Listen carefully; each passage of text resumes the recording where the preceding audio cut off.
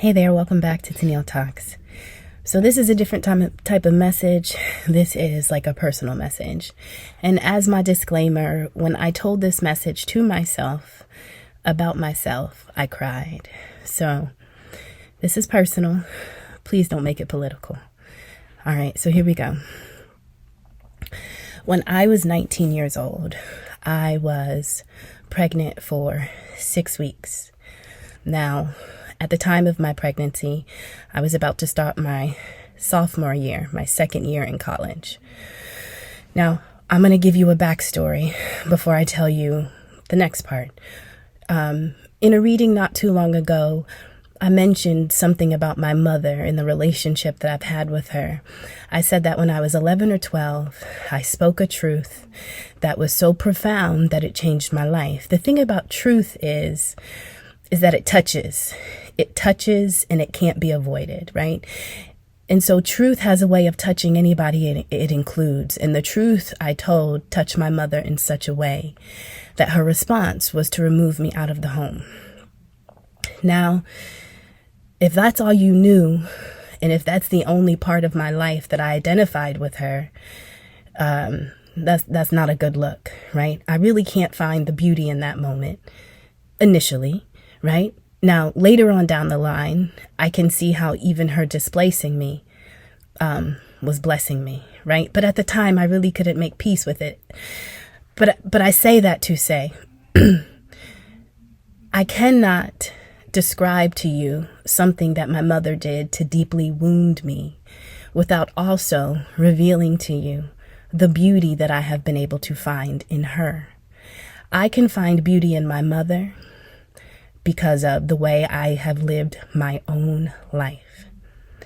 And so when my mother displaced me, I lived in the group home, not for a very long time, but long enough to see girls come and go and to know what that feels like, right? To not be picked up, to it not have been your turn or your day to leave or to go visit somewhere. Like I kind of was there long enough to get that.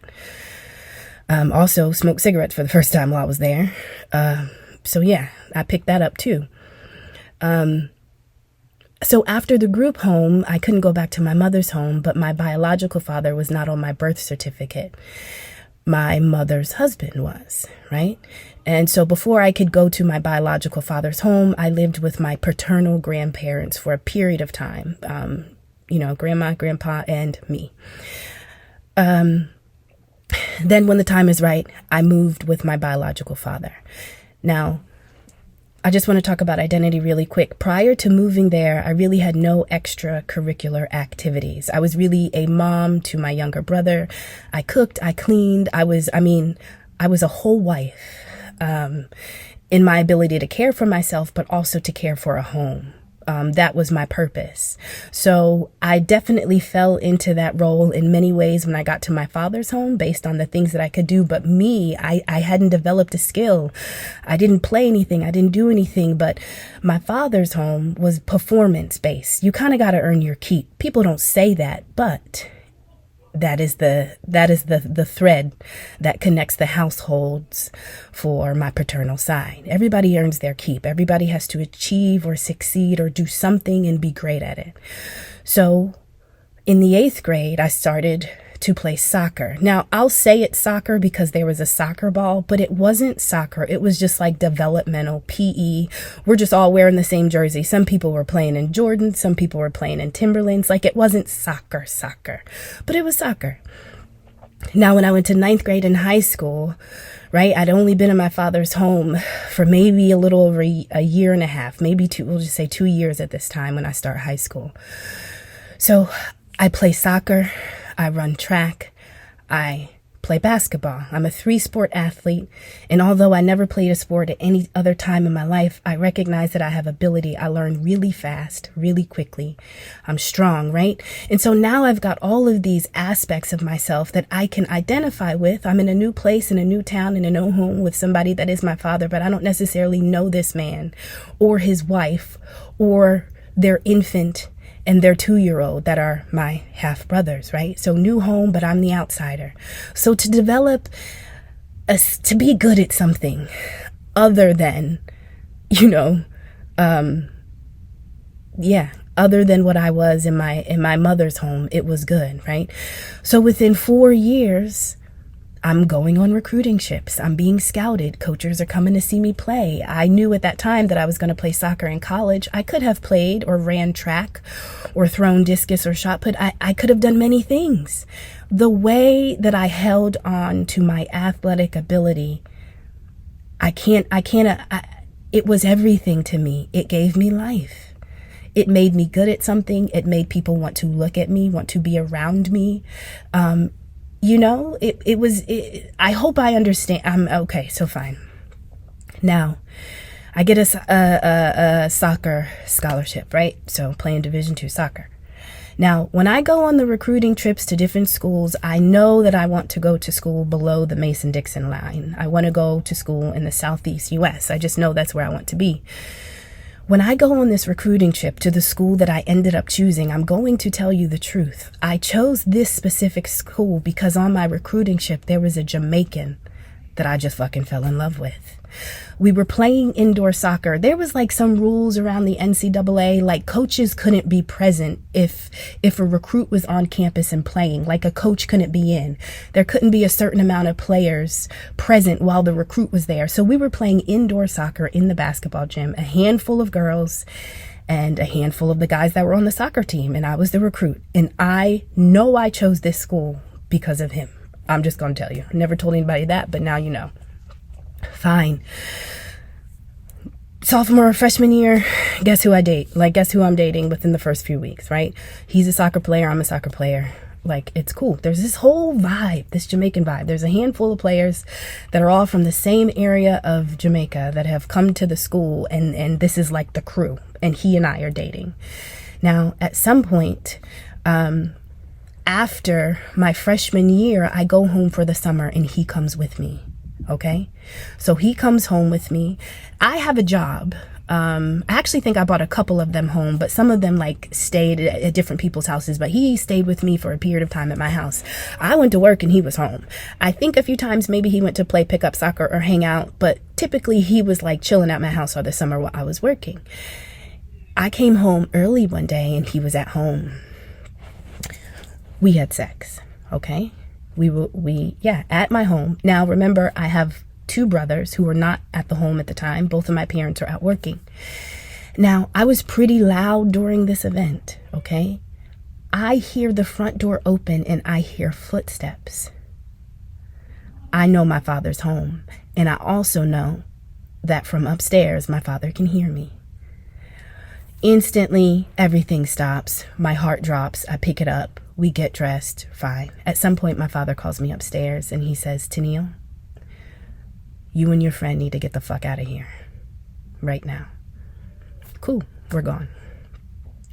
It was that night that I conceived. Within a few weeks, I returned to campus. Okay. Now, I'm a soccer player. Soccer players go back early because we have preseason. I am going to school in North Carolina. I return in August. If anybody knows about the Carolinian heat, like, come on. But y'all, I'm having preseason soccer at the age of 19, and I am pregnant. My body is aching. My boobs are big and sore. Like, I'm not, y'all, I'm fast. You know? In college, you couldn't start unless you could run a mile in under 7 minutes. And I think I ran like a 6:50. Right? So I'm fast, I'm light, but my body isn't bodying. I'm not moving like you, right? All right. Now, I'm pretty connected with athletes. When I recognize that I am pregnant, obviously, I don't have a car at the time. I want you to know that everything inside of me knew that I was going to get an abortion, right? Because in this moment, it was soccer, college, everything that I was a part of, or that baby. Everything about Tennille would have had to have changed. The Tennille that I was able to develop after the version of me with my mother kind of ended abruptly, right? Y'all, in that space, I would have never have been able to make another choice outside of the one that I chose, okay? So that happened at 19. Now, there was one, I connected with a lot of different people. I was an athlete. I hung out with the athletes, but I just like people. So I could hang out with anybody from really anywhere. There was one girl that lived on my hall in my suite that I confided in, and she was the one who took me to have the procedure. Okay. Nobody else knows this. No, I told nobody, right? I know my playing time. I know my position on the field. Like I was fucking up during preseason, and I knew I was going to feel it in my ability to start and to play, right? Because y'all, my body was not my body at that time, but I knew that I needed to get my body back or else I was going to lose this. And I chose to, in short, get my body back to what it was prior to conception. She takes me, we travel a couple hours away. I have the procedure done. Nobody on campus knows except for her. I never hear about this ever in my college experience from anybody. Right now, when I returned, I was pretty plump. Like I obviously had gained some weight. My body looked different. People were kind of like, what happened? Like, you low-key got fat and pudgy, right? I'm only 6 weeks along, but I didn't do my workouts over the summer. Like I really did gain the whole freshman 45, right? But I'm an athlete and that's not cool. But now I'm a pregnant athlete at the start of my second season. After the procedure's done, the same guy that I have conceived this child with, he had transferred to another school and started playing soccer, maybe about an hour away. We drive to his school. I tell him I got it done. We have a short conversation. He was at practice. He stepped over to the gate. We talked. Done. I go back to campus. I immediately go back to soccer practice. Immediately go back to soccer. Literally meaning I get out of the car. I go to my dorm room. I get my cleats, my guards. I get everything. And then I go to soccer practice after this procedure. Okay. And that was it. That was it. I didn't talk about it. I didn't tell anybody. And I continued on with my experience. Now, this experience is going to come up again when I am pregnant for the second time. When I was pregnant for the second time, I was 34 years old and I worked at a pregnancy center, right? And so this is a Christian-based center. This is when I was like full Christian woman, like meaning that was, I don't mean that disrespectful. I'm meaning like if I were to tell you my identity, I would say I am a Christian woman. That is how I identified, right? And so when I'm working there, we essentially, there were couples, single women, young couples, older couples, age really doesn't matter, but they've had an unexpected pregnancy and they're looking for support. Some of them do not want to continue the pregnancy, and some of them do. If they do, they would take my parenting class, and every time they took my class, they'd get bucks, they'd get free formula and diapers and clothes, and we would just continue supporting them as long as they felt they needed it, right? In order to get that job, I had to do an interview. One of the questions that I was asked during that interview was, have you been pregnant? Have you had an abortion? And I lied. I said, no, I lied. Now, it was in that moment that I lied that I recognized that I lied. But that was a truth that I couldn't even tell. Now I've just given birth to one child. I'm pregnant with another, but I'm not in myself able to say or tell or admit that I've had this done, that I've had this experience. I do want to tell you, before leaving that job, there were two administrators. They were not the administrator that I lied to. One of them was because she sat in on an interview, and one of them was like a newer administrator. But I called two women in that were administrators at the center, and I told them that I lied, and I told them that I'd had an experience. And then they asked me, they just wanted to know more, right? But I needed to do that, and I did do that. Let me tell you why this matters. So I was today years old when I'm sitting with myself, and I'm recognizing that, this is the song I was hearing. Y'all, I'm not a singer. I can't sing. I'm aware of that. Just you come in just be sorry. You come oh God. If you could hear that and that reader's voice, I just clicked on her video because I was listening to it. But listen, there's a song that I'm hearing, and this is how we're going to play this message out. There was a song that I was hearing, and I think her name, I don't know how to really pronounce it. I don't know if it's Oleta or Olita, but Oleta Adams, and the song is Get Here. And I'm just going to sing the hook to the best of my ability. I don't care how you get here, just get here if you can. So I want you to imagine that although my mother, this is what I'm talking to myself about today, literally, although my mother removed me at the age of 11 or 12 for telling a profound truth about something that had happened in her home, there is something about her that I just love. And I know that I love it because I lived in a moment that she too lived in. When she was 17, I believe, when she was 18, she conceived me. So she had already graduated from high school, right? She conceived me.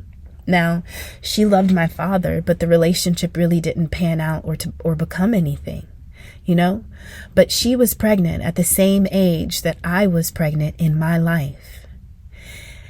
And she chose to get me here, right? She chose to get me here. When I was at the same age as she was, y'all, I couldn't make that choice. I can give you so many reasons why I couldn't carry through that pregnancy to fruition. Y'all, I was 6 weeks in and I couldn't do it, right? And although my mother removed me from her home and essentially her life, I honor her because she got me here. She got me here. She made a decision at the same age that I needed to make that same decision in my life, and I couldn't make it. I couldn't make it, right? And so I kept hearing this song, but then I imagined, well, what would that conversation have been like? Y'all, me and God, I didn't know God. I wouldn't have been able to I wouldn't have been able to think higher at the time. I was devastated. I was just my life was ending and I needed to stop it from ending. That is literally how it felt to me. That's how I rationalized, right? But then I think, wow, my mom was in that same space, right? And then I imagine, well, what was that conversation like between the Most High and the higher self of my mother? Everything that I knew I couldn't give up, my mother had to give up in order to get me here, right? I am athletic because my mother was a track star, right? And so imagine if she's like, God, you mean I can't run again? You mean my body, my waistline will change, right? I'll lose my shape, I'll lose my figure, I'll lose my speed, right? And the Most High is like, I don't care how you bring her, just bring her if you can. And she's like, but God, the guy that I conceived her with, he doesn't love me. He doesn't want me. He'll be leaving to go to college. I don't care how you bring her, just bring her if you can. Right? Now, my father went off to college, and it was my mother who typed his college applications, right? She had a typewriter. My mother, her home at the time was well-to-do. They had resources, and it was her who typed his applications. And he would go off to college, and she would be pregnant, right? And y'all, she chose to bring me here. And in many ways, I feel like, what if her divine assignment was to just get me here, right? I couldn't do, even for 6 weeks, what she was able to do for 9 months, and then another 12 years. And no, she didn't do it well. I'm sure there will be many messages where the stories I tell will low-key, high-key drag her, okay? But they will be true. But I cannot tell those stories unless I tell this one. Unless I can say that when I look or when I try to find myself in her, I found a strength in her that I couldn't even find in myself at that same space in life, right? And so what if her divine assignment? What if it was just to get me here, but she got me here? And it is because she got me here that Tennille talks, right? And so when I talk about things, I'm talking about the things that happened once I was here, once I was on the other side. But the reality is the things that have happened on this side, once I was outside of anybody else's control, is really between me and God. And how I make peace, how I accept or don't make peace with my experiences with my mother, it really shapes my ability to evolve and grow and watch myself unfold. And so there are going to be some truths that I tell that are so hurtful and so painful. But I came to a beautiful revelation today. And I know that she got me here. And you would not be able to hear me if she didn't get me here. All of the things that happened once I was here, those are the things that I can talk about. I got material, right? It didn't feel good. Now I want you to consider this. The same song that the Most High sang to my mother. I don't care how you bring her, just bring her if you can. She brought me. I want you to know that that same song was sung for you and about you, right? Your parents, specifically your mother. Y'all, if I didn't have this mother wound, I wouldn't have shit to talk about. Okay? Let's be clear. It is the jump off for everything that my life has unfolded into. And so when I can make sense of my wounds and when I can find the beautiful things in the experiences, oh my God, man, right? And maybe this is forgiveness. Is this forgiveness, right? No, I didn't want that to be my story, right? I didn't want to have to leave my mother's home, right? The little Tennille inside of me so wanted life to be natural and normal. My natural and my normal for the little Tennille is everything Disney. I'm the princess and I will have the Prince Charming and the children and the pets and the home. And none of that is true for me. I wish it were for the little Tennille, but the big Tennille is like, girl, you didn't get none of that because you weren't supposed to get none of that, right? I mean, you can if you want to later, but no. Right? There were some things that you needed to pick up. There were other things that you needed to pick up that would develop you in such a way, right? That only God can take credit for, that only the Most High, right, can be credited with. And so wherever you are with your relationships, specifically with our portals, if they got everything wrong once you got here, I want you to know that if their assignment was to get you here, to bring you here, they did it. And my mother's circumstances were not ideal. Everything that my mother had to give up, I was not willing to at the same spot in my life. I couldn't. I could not. I couldn't. Y'all, this story goes a little deeper and I'm being pushed to tell it. All right, so the guy that I was pregnant by in college, I'd gotten a call in my dorm room, right? This call came from a girl who was also pregnant by him. She was a few years older than me. And so after I had the procedure, I find out that he had also been dating someone else. So you know how we have Thanksgiving break or Christmas break or spring break, and you kind of, obviously they're from, out of the country, so they typically tag along with people for holiday. So he had another woman, got her pregnant. She calls me in my dorm room. She tells me that she recognized that I was a real person. At first he wanted to name, they were having a daughter. He wanted to name her Tennille. She tells me this. Then she says, but she kept hearing my name amongst the guys when they were visiting with her for that Thanksgiving break. And so she knew I was a real person. So she decided to investigate. And I play sports. So there's a roster, a picture, like you can locate me. And we used to have like those Cisco phones in our dorm rooms, like almost office staff phones. And so that was the phone that she called me on. And I remember that night calling him. We weren't really dating at the time, but I remember feeling like, why did I have to abort my baby, but she didn't have to abort hers? Y'all, this is the conversation I was having with myself at the time, and I didn't know that we were both at the same time. But when I I guess I was feeling like, why didn't you stop me from getting it? Why didn't you say, no, let's keep it? You don't have to go through. I think I wanted that. Now, I'm not going to say I wouldn't have still made the same decision, even if that was his stance or perspective or sentiment.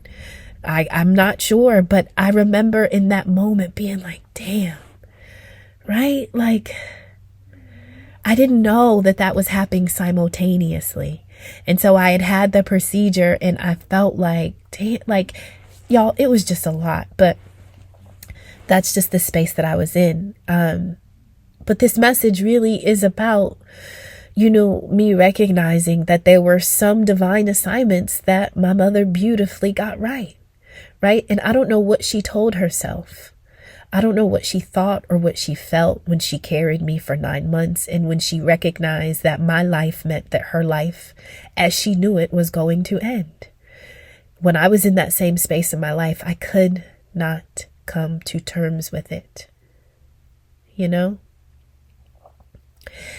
And I could feel today the Most High saying to me, like, you really can't go any further until you say this.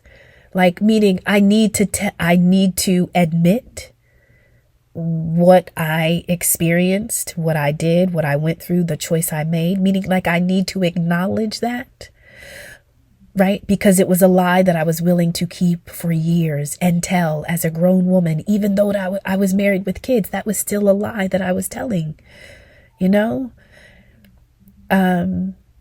my mother never had to tell that lie. And God knows, I thank her for her never having to tell that lie.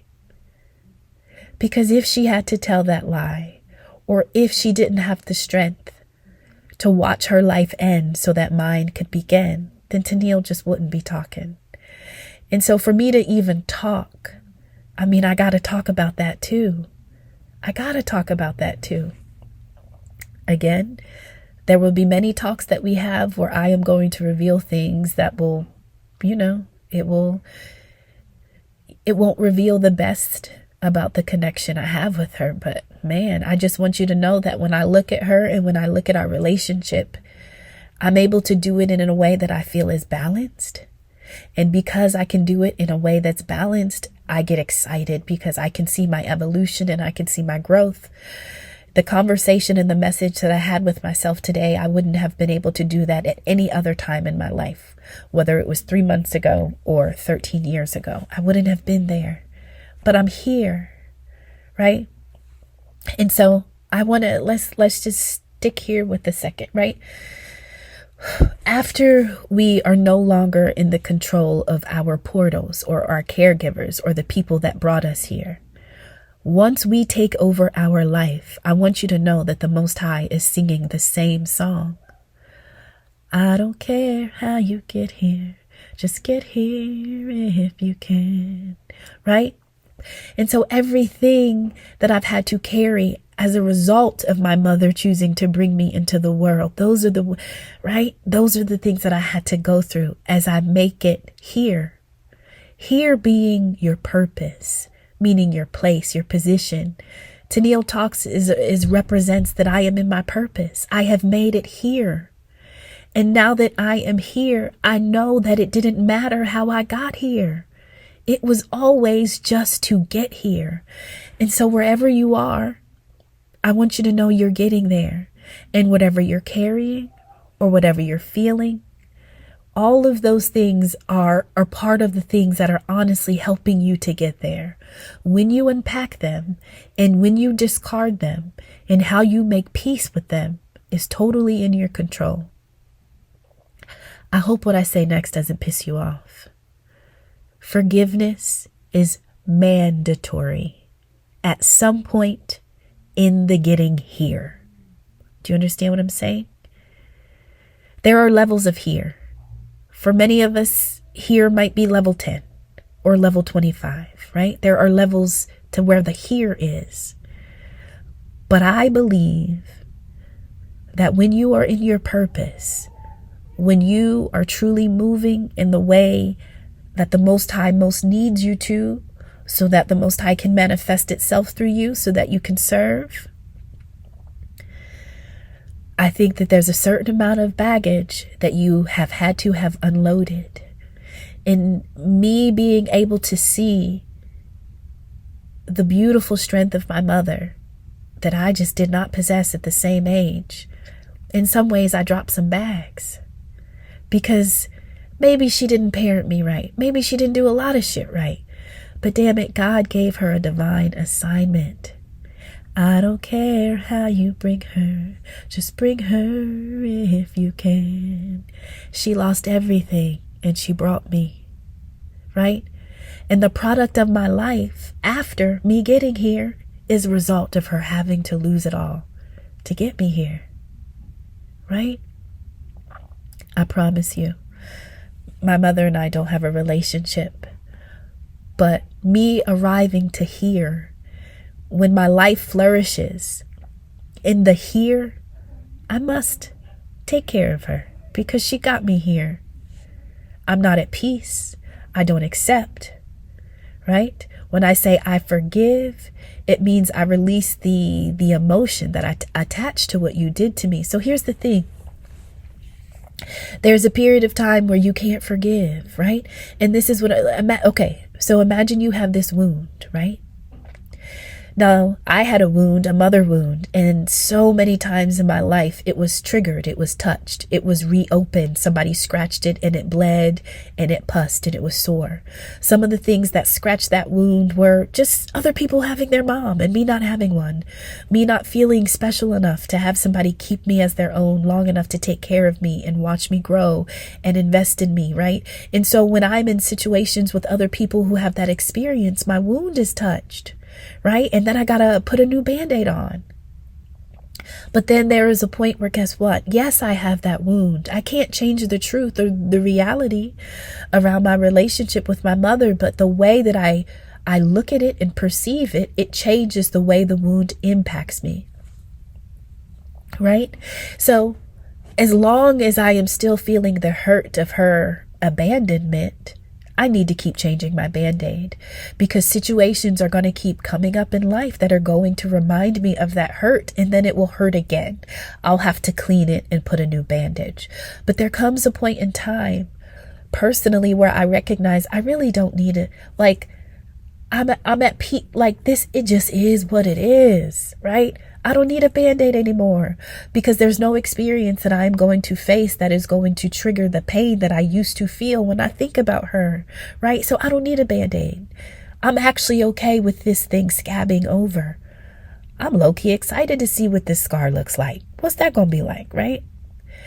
Like there are levels to forgiveness. And I think the way you relate to the wound, it reveals the level that you're at. And your levels must be organic. I can't tell you when and how to forgive, but I can tell you being okay with the scar is a form of saying, yeah, I got that scar when my mom gave me away at this age and I got this one, right? And being able to say it without going through the cycle of emotions and feeling like you have to live it again, right? Understanding that that was the life. But guess what? The Most High said he didn't care how I got here. I just had to get here. And unfortunately, one of the things that I experienced in getting to the Most High was that, or this. Y'all, I want you to think about some of your mothers, and I want you to think about the conversation and the climate of their lives at the time of your conception, which would soon be your birth if you were hearing me right now. Right? The divine assignment in their life, one of the most profound assignments that they would ever be given, was to get you here. And many of them knew that the life that they had, it was going to end because most of us came when we were not planned for, we were not prepared for. Nobody made space for us. Our parents were having babies while they were babies. And then the life that you would live as a result of being born to that, guess what the Most High says to you? I don't care how you get here. Just get here if you can. So the way we unpack our life and the way we unpack our wounds and the way we treat them and take care of them, that is just a part of getting here. Sometimes we're going to be changing our Band-Aid for 20 years because it's going to hurt like it just happened. And the Most High says, I don't care. Just get here. And so when I speak about forgiveness, trust, Forgiveness literally is like the process of the wound healing. The body is meant to heal. The body is meant to heal, and it shows you that again and again, right? Forgiveness is contrary to what naturally is supposed to happen in life. And so I want you to know that there is a period where you are not able to forgive because the wound is the wound. But I don't want you to scratch it. I don't want you allowed as somebody or something else to keep reopening it, because you got to get there. It don't matter how you get there. You can have as many wounds and bandages. The most I don't give a fuck about that. Just get here. I didn't show up with a husband. I didn't show up owning a home. I didn't show up with anything. But he let me in. But I got here. Right? And the reasons why I didn't show up in the way that I wanted little Tennille to show up is really because of what I experienced in my life after I had come through that portal. I had to unpack all that shit.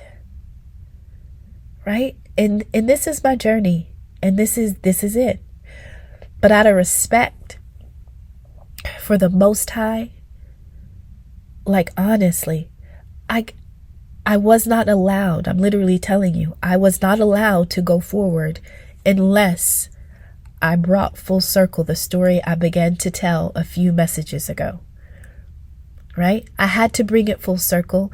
I knew that that was my assignment, and I know that this is the message that I was supposed to tell. Absolutely. However this touches you, or however you connect with this, somebody answered the call, right? And we got here. And some of the wombs that we were in environments that were abusive or drug addicted or neglected, right? They were, right? And so I know what my mother endured by being pregnant with me at 18 because I have met her parents, you know? My grandfather lusted after her, never did anything physically as far as I know, but one of the ways that I know that he lusted after her is because of how he punished her so severely. You know, I felt like she was a woman that he couldn't have. And so one of the ways that he was able to possess or dominate or control her is in how he punished her.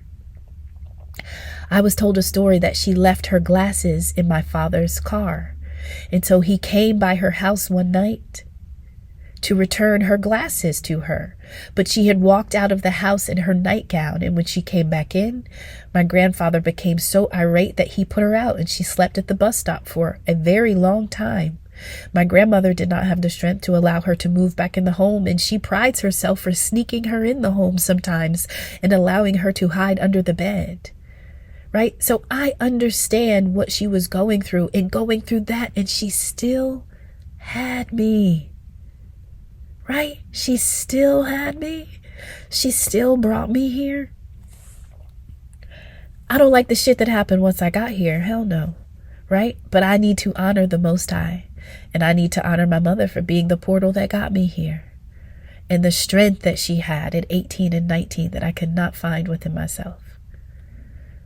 And so, just by looking at the ways I have responded to my own circumstances that I have created in my life, it better helps me understand her and to make peace with the pain, the wounds, and the experiences that I have had to go through as a result of her or alongside her. Throughout this message, you may have been able to hear people talking, but walls are walls and I can't really control it. So sorry for the background noise. But I really love y'all. It is a Sunday, and this is a Sunday message. I told this to myself a few times. I probably sat outside for about 2 hours just talking to myself and crying. And so I know that I have to post this on this Sunday. I do want to say this. My membership is going to open very soon. My membership is all about you. I just want to get you here any way I can. Wherever here is for you, right? Because I know it doesn't matter how you get there. I know it doesn't matter. You just have to get there. So my membership is going to be the ways in which I think that we can get there together. But a portion of it is going to be straight transparency. Who is Tennille from beginning to end. And we will be face to face in the membership space. Yeah. So I thank you for being on this journey. This was a different message. But I hope that it just comes home or hits peace or hits a spot that can create peace in the way that it needs to for you when you hear it. I love you, and I will see you on the next one. Take care.